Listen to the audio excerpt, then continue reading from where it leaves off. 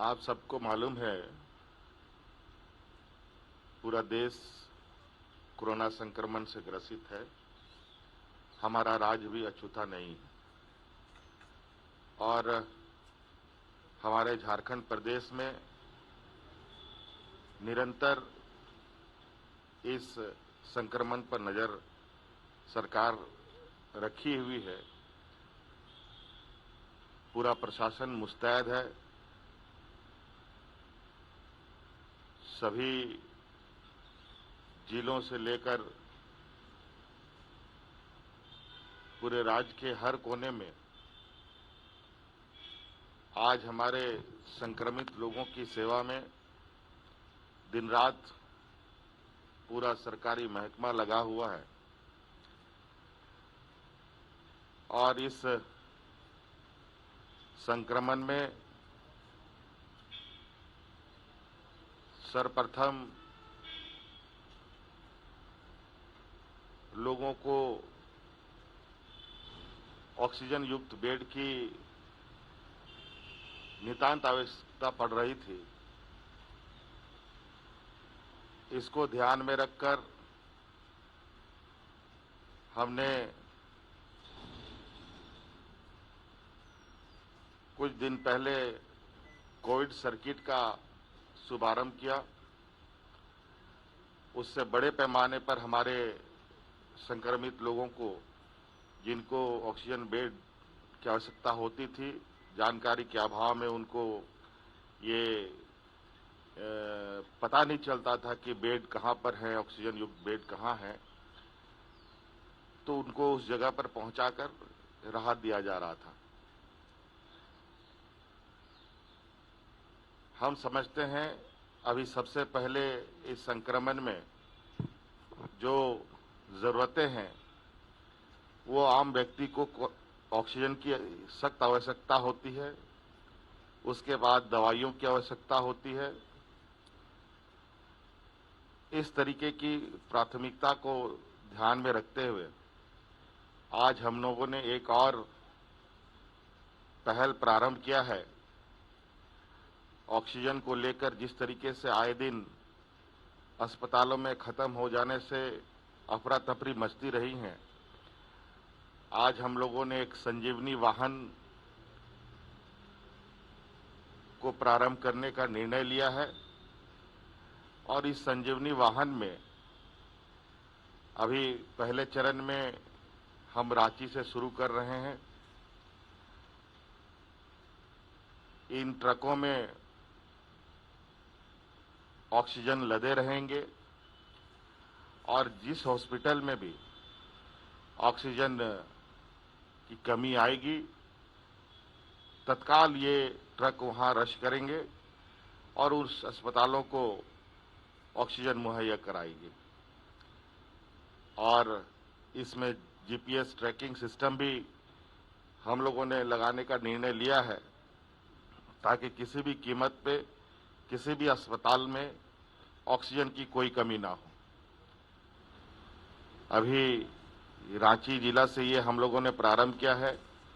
आने वाले समय में ये 3 प्रमुख शहर जहां संक्रमितों की संख्या अधिक है, रांची, धनबाद, जमशेदपुर और धनबाद में भी ये संजीवनी वाहन का शुभारंभ किया जाएगा, जहां 24 घंटा 24x7 ये ट्रकों में ऑक्सीजन लदे रहेंगे।